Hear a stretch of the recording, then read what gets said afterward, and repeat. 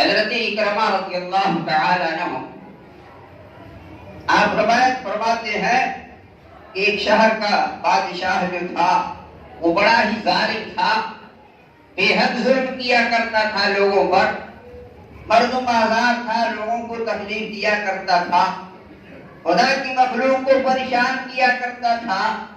उसने एक मर्तबा अपने शहर के अंदर ऐलान करा दिया कि देखो, अगर किसी ने किसी जरूरतमंद की जरूरत को पूरी कर दिया तो उसके हाथ भी कटवा देंगे, घर से बाहर भी करा देंगे, शहर से निकाल करके जंगल का रास्ता पकड़ा देंगे, उसे जंगल ही के अंदर रहना पड़ेगा। एक आदमी आ गया, बड़ा जरूरतमंद था, जिंदगी का मारा हुआ मायूस, दरवाजे पर पहुंच गया। एक औरत से मुलाकात हो गई, इन्होंने अपनी जरूरत को रख दिया।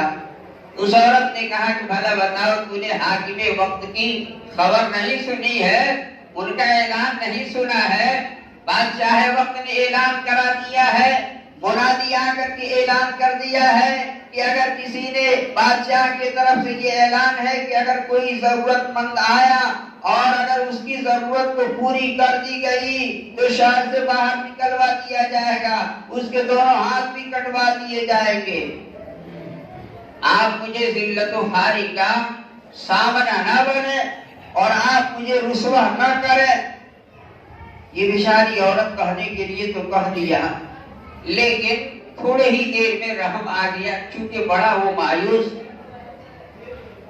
कहा कि अच्छा रुको, 2 रोटी ला करके इस मोहताज के हवाले कर दिया। कहा कि ले जाओ। ये 2 रोटी लेकर के चला। इधर बादशाह को पता चल गया कि बादशाह वक्त का ऐलान कुछ और है, लेकिन रियाया कुछ और कर रही है। अभी कल ही आपका ऐलान इस तरह का हुआ, लेकिन उस ऐलान के खिलाफ इधर काम हो रहा है। बादशाह को पता चला तो औरत को बुलवाया और पूछा कि तूने ऐसे किया है? उस औरत ने बिल्कुल सही सही कह दिया। कहा कि बिल्कुल बात सही है। कहा कि तूने मेरे खिलाफ वर्जी किया, मेरा हुक्म कुछ और था और तूने कुछ और किया। फौरन आदमियों को बुलवाया और कहा कि सुनो, इसके दोनों हाथ को काट डालो और इसको शहर से बाहर निकाल दो, जंगल का रास्ता पकड़ा दो। फौरन दोस्तों उसके दोनों हाथ को काट दिया गया और शहर से निकाल करके जंगल का रास्ता पकड़ा दिया गया। उस औरत के पास एक दूध पीता हुआ बच्चा भी था। भला बताओ दोस्तों, ये छोटा सा बच्चा, शीनखार बच्चा, दूध पीता हुआ बच्चा था, हाथ दोनों कटा हुआ है। माँ ने बच्चे को ऐसे सीने से चिपटाया और अपने वतन को छोड़ रही है, अपने गांव को छोड़ रही है, अपने लोगों को छोड़ रही है। दोस्तों हवाम को छोड़ करके जंगल का रास्ता ले रही है। कभी दोस्तों उसका चेहरा बच्चे के ऊपर पड़ रही है और कभी उसकी नजर जो है अपने घर की तरफ पड़ रही थी। बड़ा ही बेचारी परेशान हाल थी, लेकिन करे तो क्या करे, मजबूर थी। चूंकि बादशाह का हुक्म था, वो बेचारी जंगल का रास्ता लिया, जंगल के अंदर गई। जंगल में मारे मारे फिरा करती थी, कभी प्यास की वजह से तड़पती थी, कभी भूख की वजह से परेशान हो गया करती थी।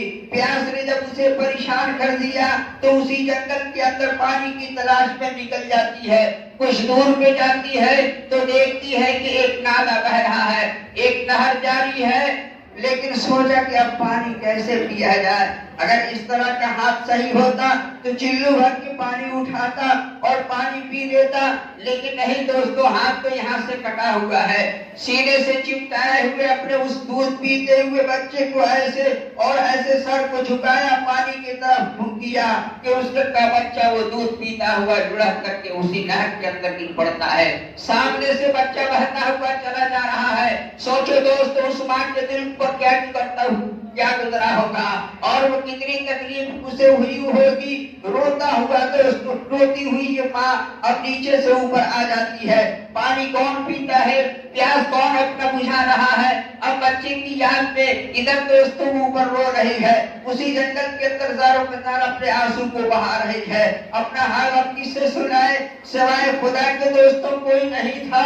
खुदा के सामने अपनी बात को रख रही है कि परवरदिगार आलम, हमने तेरे राह में 2 रोटी खर्चा किया, तो बादशाह ने मेरे दोनों हाथों को कटवा दिया, घर से बाहर निकलवा दिया, जंगल का रास्ता पकड़ा दिया। जंगल के अंदर मेरे साथ ये परेशानी हुई कि मेरा एक दूध पीता हुआ बच्चा था, लेकिन पानी की प्यास की वजह से पानी पीने गई, वो मेरा बच्चा भी मेरे सामने से नहर के अंदर चलता बना।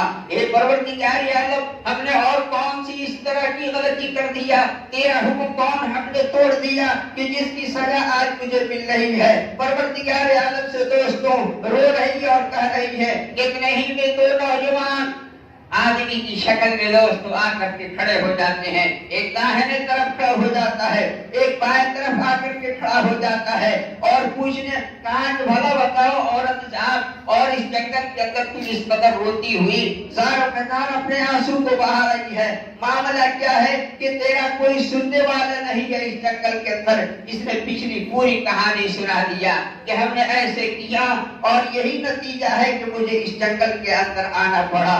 दोस्तों किताबों के अंदर आता है कि एक नौजवान फौरी तौर पे नहर के अंदर कूद जाता है और उसके बहते हुए बच्चे को सही सलामत पकड़ करके ला करके फिर सीने से चिपका देता है और एक नौजवान इधर निकलता है, दोनों हाथ लेकर के आता है और दोनों हाथों को ला करके सही कर देता है। जैसे पहले उसका हाथ था फिर उसी तरीके से हो जाता है। उन नौजवानों ने पूछा कि अच्छा ये बताओ कि तूने मुझे पहचाना? औरत ने कहा कि आज इससे पहले कभी मैंने आप लोगों को देखा नहीं है, मैं नहीं पहचानती कि आप कौन लोग हैं। कहा कि वही 2 रोटी जो तूने खुदा के रास्ते में खर्च कर दिया था, परवरदिगार आलम ने उसके तुफैल और सदक़े में तेरी मदद के लिए हम दोनों को भेज रखा है। मेरे दोस्तों और बुजुर्गों, कलमे तय्यबा ला इलाहा इल्लल्लाह मुहम्मदुर रसूलुल्लाह के पढ़ने वालों, 2 रोटी देने की वजह से इस तरह की परेशानी और सजा उसके साथ, लेकिन फिर देखो कुदरत का करिश्मा कि परवरदिगार आलम उसके बदले आपके दोनों हाथों को तैयार कर दिया, फिर जिंदा सही सलामत बच्चे को भी वापस कर दिया।